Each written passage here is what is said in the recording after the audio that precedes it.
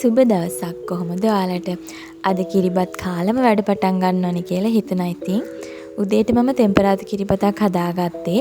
ලුණු අමු මිරිස්, වියලි මිරිස් ඒ දේවල් තෙම්පරාදු කරලා ඒකට හාල් ටික දාලා තමයි මේ කිරිබත් එක හදාගන්නේ. හදාගන්න හරි ලේසි. දවල් කෑමට උනත් ගන්න පුළුවන්. උදේම වගාවට ගියාට මොකද වගාවේ මම මේ දේවල් කඩන වීඩියෝ වෙලා නැහැ. ඉතින් මං හිතුවා මේ ටික ගෙනාවට පස්සේ ඔයාලට පෙන්වන්න ඕනේ කියලා. මේ තියෙන්නේ මම උදේම අරන් ආව දේවල්. දවල්ට උයන්න මෑ කඩල්, බණ්ඩක්ක, මාළු මිරිස්, සමු මිරිස්, නයි මිරිස්, තක්කලිත් තියෙනවා. කොළ මැල්ලමකට කොළ ටිකකුත් කඩාගෙන ආවා. උදේම උයාගත්තාම දවසේ වැඩ ගොඩාක් කරගන්න පුළුවන්. දවල් වෙලා උයන්න තියාගත්තම ගොඩක් වැඩ කරගන්න අපිට වෙලාව මදි වෙනවා. ඒ නිසා මම හිතුවා දැන් උයලම වැඩ පටන් ගන්න ඕනේ කියලා. මුලින්ම අද මම කරේ ශිහාර ගමගේ නංගිට යවන්න තියෙන පාර්සල් එක ලෑස්ති කරන එක. මම ගෙතුම් නිර්මාණය කරනවා කියලා ඔයාලා දන්නවනේ. ඉතින් ඒ විදියට කරපු කරාඹු කීපයක් තමයි මට යවන්න තියෙන්නේ අද. ඒකත් එක්ක මම එයාට gift එකක් විදියට කී ටැග් එකකුත් දානවා මේ පාර්සල් එකට. මේ පාර්සල් එක ලෑස්ති කරලා ඉවර වෙලා මේක හස්බන්ඩ්ගේ අතේ යවලා ඊළඟට ඉතුරු වැඩ ටික කරන්න පටන් ගන්න ඕනේ. ඉතින් අද දවසේ මම කරන වැඩ ටික ඔයාලත් එක්ක ෂෙයා කරගන්න ඕනේ කියලා හිතුවා. ඔයාලා ගොඩක් කැමති වෙයි කියලා හිතනවා. වීඩියෝ එකත් එක්ක දිගටම රැඳිලා ඉන්න. ලස්සන්ට අඳින්න ආස කරන අයට විශේෂ දෙයක් අද වීඩියෝ එකේ තියෙනවා.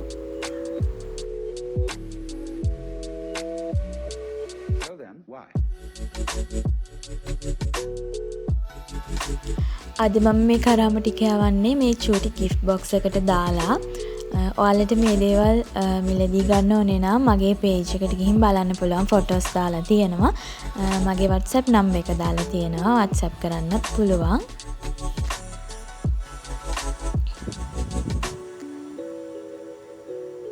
මෙන්න මේ කරාඹු තුන තමයි මම තෝරගත්තේ යට යවන්න.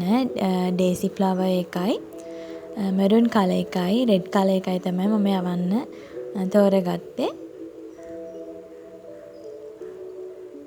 මගේ page එකේ link එකත් මම description box එකේ දාන්නම්. ඔයාලට ගිහින් බලන්න පුළුවන්. ඊළඟට මම කරන්න යන්නේ ඇඳුමක් මහන්න. මම කියවනේ ලස්සනට අඳින්න ආසයට විශේෂ දෙයක් තියෙනවා කියලා. ඒ තමයි මේ ඇඳුම. ඉතින් මම මේක මහන්න වෙනම materials ගත්තේ නැහැ කඩෙන්. මම අඳින්නේ නැති ලස්සන සාරි එකක් තිබුණා. ඉතින් ඒකෙන් තමයි මම මේ ඇඳුම මහන්නේ. බ්ලොග් එක කලින් දවසේ මම කපාගෙන තිබුණේ. ඉතින් දැන් මම මේ ඇඳුම කපා ගන්න යන්නේ. ඇඳුම කපාගෙන ඉවරයි. එක මහන්න කලින් ඔයාලට පෙන්වන්න දෙයක් තියෙනවා. මේ මම ඕඩර් එකකට මහන චූටි ඇඳුමක් බබෙක්ගේ. මේ දවස්වල කොන්සර්ට් තියෙනවනේ නර්සරි වල. ඉතින් බැටළුවෙක්ගේ ඇඳුමක් තමයි මහන්න තියෙන්නේ. ඉතින් ඒකේ පොඩි වැඩ ටිකක් තිබුණා. ඉතින් මම ඒ ටික ඉවර කරනවා. මොකද උදේම මේ ඇඳුම දෙන්න ඕනේ කස්ටමර්ට. ඉතින් ඒක ඉවර කරගෙන ඊට පස්සේ අපි යමු අපේ ඇඳුම මහන්න. තා පොඩි දෙයක් කියන්න ඕනේ. මම මේ කොළ කෑල්ල කපන්නේ ඇයි කියලා බලනවා ඇති ඔයාලා. මේ මැටීරියල් එක normal needle එකයි foot එකයි දාලා මහන්න බෑ. ඒකට වෙනම foot එකක් needle එකක් තියෙනවා. ඉතින් මට මේ වෙලාවේ දේවල් නැති නිසා මම කරන්නේ මේකට මේ ඩිමයි පේපර් එක යටින් තියලා තමයි මහගන්නේ. එතකොට ස්ලිප් වෙන්නේවත් මැෂින් එක ඇතුලේ හිර වෙන්නේවත් නෑ මැටීරියල් එක. ඔයාලට පත්තර පිටුවක් වුණත් තියලා මහගන්න පුළුවන්. ගෙදර මහන කට්ටිය ඉන්නවා නම් මේක ප්‍රයෝජනවත් වෙයි කියලා හිතනවා.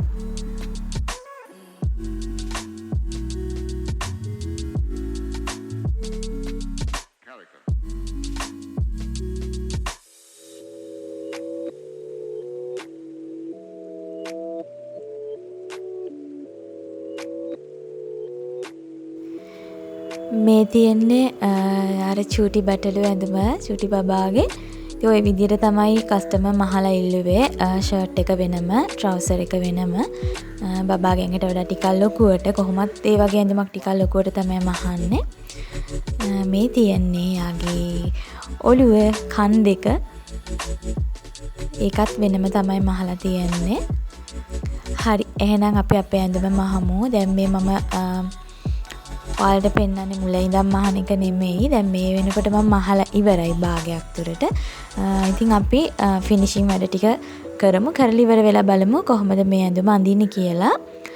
මේ ඇඳුම මේ ඩිසයින් එක මම දැක්කේ Motherboard with Issue කියන YouTube channel එකෙන්. මහුම් ගුරුවරියක් ඉෂු කියන්නේ. ඉතින් එයා ලස්සන ඩිසයින්ස් මහලා තියෙනවා YouTube channel එකේ. හරිම ලස්සනයි. ඉතින් මට මේක දැක්ක ගමන්ම ආසීතුණා මහලා බලන්න ඕනේ කියලා. මොකද වෙනස් දෙයක්. අඳින විදිය වෙනස්. ඉතින් මම කැමති මේ වෙලාව ස්තුති කරන්න ඉෂු මිස්ටර්. ඔයාලා ගෙදර මහන කෙනෙක් නම් අනිවාර්යෙන් ගිහින් බලන්න Motherboard with Issue කියන YouTube channel එක. මම link එක දාන්නම්. ඔයාලට ලස්සන ඩිසයින්ස් හොයාගන්න පුළුවන් මේ channel එකෙන්. ඉතින් අපි බලමු මේක කොහොමද අඳින්නේ කියලා. මේක අපි සාමාන්‍යයෙන් ගවුමක් අඳිනා වගේ උඩින් අඳින්නෙත් නැහැ. ට්‍රවුසර් එකක් අඳිනා වගේ කකුල් දෙක දාලා පල්ලෙහෙන් අඳින්නෙත් නැහැ. මුලින්ම මේ විදිහට අත් දෙක දාලා පිටිපස්සට ගැට ගහන ගොඩක් ගැට ගහන තමයි තියෙන්නේ. මේ විදිහට ගැට ගහනවා.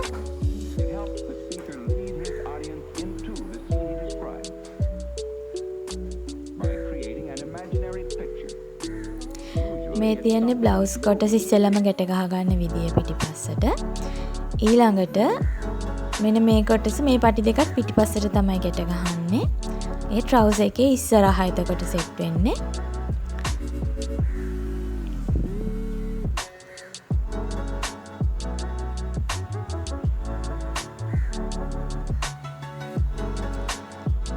ඊළඟට මෙන්න මේ කොටස කකුල් දෙක අතරින් පිටිපස්සට ගන්න ඕනේ.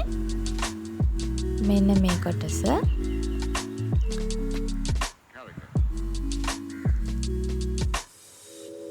ඊට පස්සේ මේ විදියට මේ පටි දෙක අරගෙන ඒක ගැට ගහනවා ඉස්සරහට.